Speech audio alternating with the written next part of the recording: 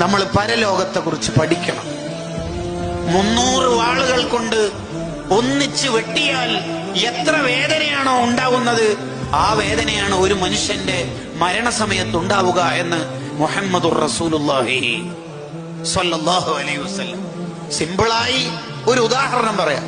നമ്മുടെ തള്ളവിരൽ എടുക്കുക, എന്നിട്ട് ഈ തള്ളവിരലിന്റെ ഉള്ളിലേക്ക് ഒരു മൂർച്ചയുള്ള ആണി അടിച്ച് കയറ്റിയാൽ എത്ര വേദന ഉണ്ടാവും? നല്ല വേദന ഉണ്ടാവും. എന്താ കാരണം?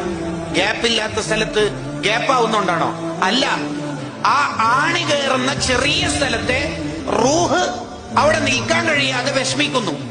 ആ ചെറിയ സ്ഥലത്തെ റൂഹ് പോകുന്നത് കൊണ്ടാണ് അത്രയും വേദന. അപ്പൊ തല മുതൽ കാല് വരെയുള്ള റൂഹ് പോകുന്ന പ്രോസസ്സാണ് മരണം. ആ സമയത്തുള്ള വേദന എന്തായിരിക്കും?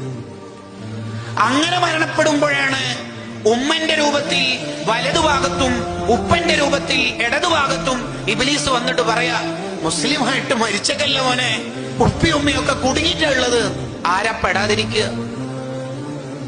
ആരാ അവിടെ പെടാതിരിക്കുക?